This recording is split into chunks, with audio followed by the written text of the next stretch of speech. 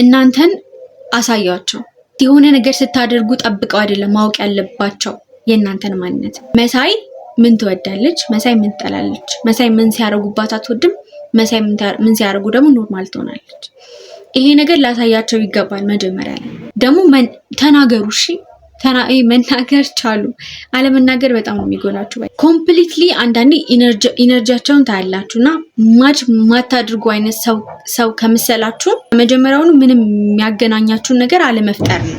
አልፈው እናንተን ዝቅ ሊያደርጉ ምናምን የሚሞክሩ ልጆችም ሊኖሩ ይችላሉ እና መብታችሁን ማወቅ ግዴታችሁንም ማወቅ። እላፊም ሰዎችን አናታችሁ ላይ አታስወጡ። ማድረግ ያለባችሁን ብቻ አድርጉ።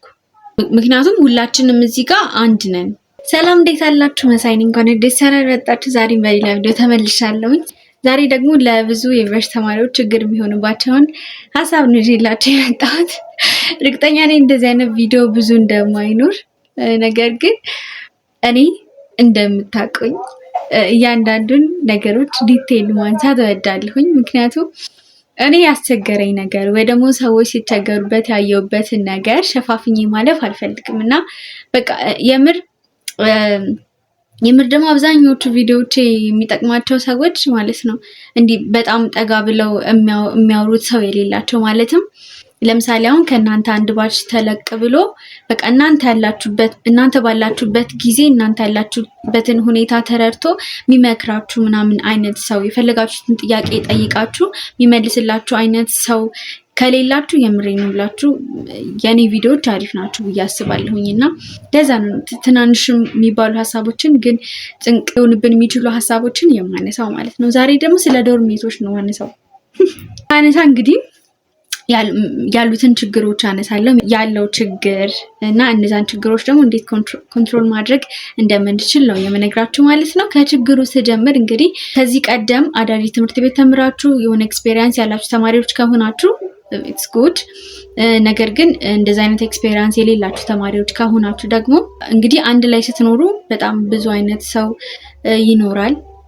ከእናንተ ባህሪ ጋር የማይገጥም አይነት ሰው ይኖራል እና እናንተ ማለት የምትመደቡት እንደፈለጋችሁት አይሆንም እና ብዙ አይነት ሰው ይኖራል። ከእናንተ ባህሪ ጋር የማይጣጣም አይነት ባህሪ ያላቸው ልጆች ሊኖሩ ይችላሉ።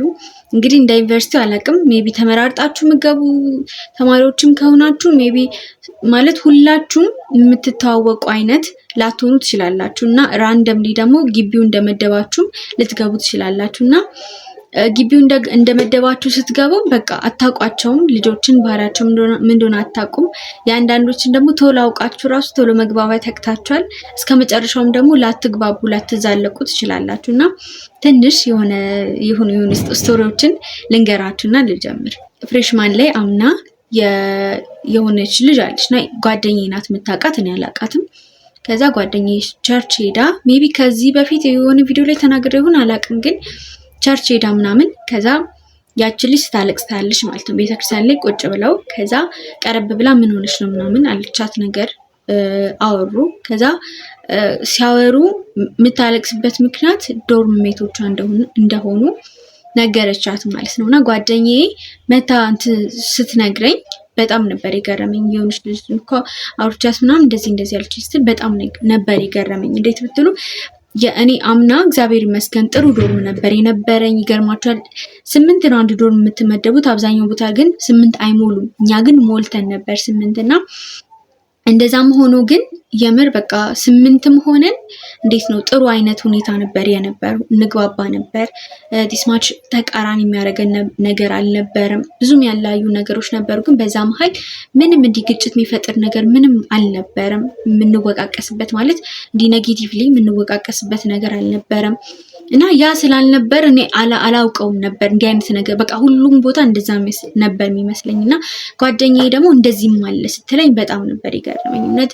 ያኔ ፍሬሽ ሳልገባ በፊት ግቢ ሳልገባ በፊት የጸለይኩትና የተጸለየልኝ ጸሎት ሰምሯል ለካ ነው ያልኩትና ብዙ አይነት ነገሮች አሉ። ያቺ ልጅ የምታለቅስበት ምክንያት ዶርም ሜቶቿ ነበሩ። አስቡ፣ ሰው ልታለቅሱባቸው ትችላላችሁ፣ ልታዝኑባቸው፣ ልትከፉባቸው ትችላላችሁ እና ይሄ ነገር እንዳይፈጠር ደግሞ እናንተ ምን አይነት ማይንድሴት ወይ ደግሞ ምን አይነት አስተሳሰብ ሊኖራችሁ ይገባል የሚለው ነገር እና ብቻ ኤቭሪ ዲቴይል ነገር እነግራችኋለሁ እና እንደዛ አይነት ስቶሪ ነበር እና ሌላም ስቶሪ ልንገራችሁ ደግሞ እሱ ደግሞ ዘንድሮ ነበር። ዘንድሮ ስንገባ ዝም ብለን ራንደምሊ ነበር የገባ ነው ቦታ ምናምን እስኪሰጠን ድረስ በዲፓርትመንት ተከፋፍለን ቦታ እስኪሰጠን ድረስ ራንደም ነበር የገባ ነው። ከዛ ከ2 ቀን በኋላ እንደዛ ዲፓርትመንት ከ3 ከሳም ብቻ ዲፓርትመንት ከመረጥን በኋላ ዶርም ተመደብን።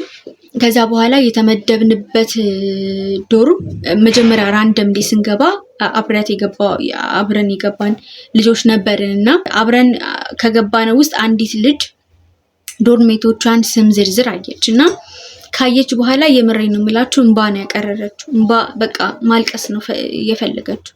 ለምን ካላችሁ ደግሞ አምና የተጣላቻት ልጅ ነበረች አንድ ላይ ደረሳቸው ምናምን ነገር እና እንዴት ነው የምችለው እንዴት ነው የምዘልቀው ምናምን እያለች ስትጨናነቅ ነበር እና እንዲህም አይነት ነገር አለ ልላችሁ ነው። ለእናንተ ደግሞ ሞር ይጠቅማችኋል ብዬ የማስበው ጀስት ስቶሪውን እንዲህም አለ ለማለት ያክል ነው። ግን አሁን ችግሮቹን እንግዲህ አሁን ዩኒቨርሲቲ ውስጥ ያላችሁ ተማሪዎች ከሆናችሁ እናንተም ታውቃላችሁ። የሌላችሁ ከሆናችሁ ደግሞ ገና ልገቡ ያላችሁ ተማሪዎች ከሆናችሁ ደግሞ በነገርኳችሁ ስቶሪ ልታውቁት ትችላላችሁ የሚፈጠሩን ችግሮች ማለት ነው። እና ግን መፍትሄው ምንድን ነው የሚለውን ነገር ስመልስላችሁ የመጀመሪያው ነገር በሀሳብ ልትለያዩ ትችላላችሁ ማለት አንዳንዴ እኮ ቀስ በቀስም የምትግባባቸው ሰዎች አሉ። አንዳንዴ ደግሞ ፍጹም ማትግባባቸው ሰዎችም አሉ። ኮምፕሊትሊ የተለየ አይነት ሰው ሊያጋጥማችሁ ይችላል። ስለዚህ ምን ማድረግ አለባችሁ? መጀመሪያ እናንተን አሳያቸው ማለት የሆነ ነገር ስታደርጉ ጠብቀው አይደለም ማወቅ ያለባቸው የእናንተን ማንነት።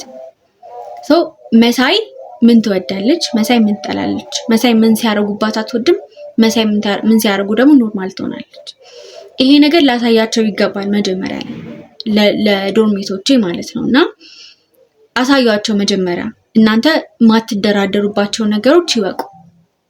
ገባችሁ አይደለ? ስለዚህ በጣም ጥቃቅን ነገሮችን ቢሆን እቃችሁ ምናምን እንዳይነኩባችሁ የምትፈልጉ ከሆነ የመጀመሪያ ቀን እቃ ሲነኩባችሁ ኖ በሉ። አሁን እንደዚህ አይነት ሰዎች አሉ። እንደገና ኖርማል የእነሱንም የተጠቀማችሁ የእናንተን የሚጠቀሙ ኖርማል ብትሆኑ ከሆነ ያው ትተዋላችሁ ማለት ነው። ስለዚህ አሁን ብዙ ልጆች አሉ፣ ብዙም አይደሉም ግን አብዛኛው ጊዜ በጋራ ሁላችን በጋራ ስለምንጠቀም አንዳንድ ልጆች አሉ እቃቸው እንድትነኩባቸው የማይፈልጉ ልጆች ማለት ነው።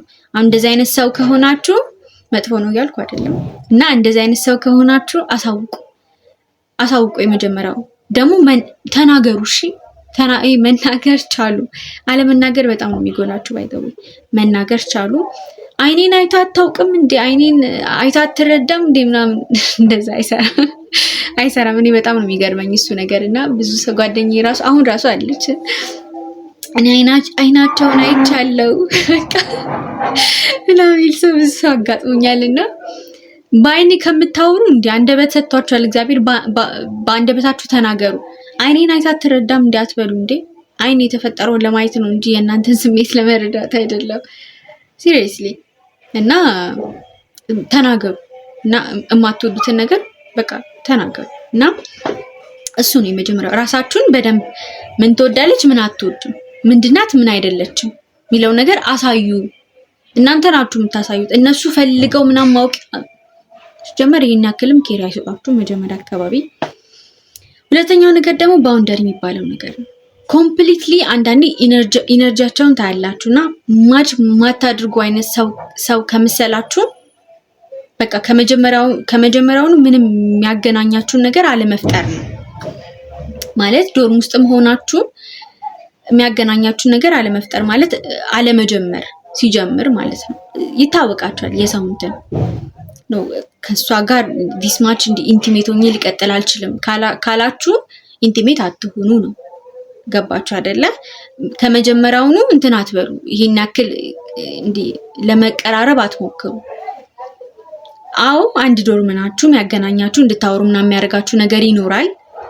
አውሩ ምናምን፣ ግን ከዛ ባለፈ አትሄዱ ነው። ከዛ ሰው ጋር የምትስማሙ አይነት ካልመሰላችሁ አንዳንዴ ሊገፋፋችሁ ይሞክራሉ። ግን ነው በቃ አለ አይደለም።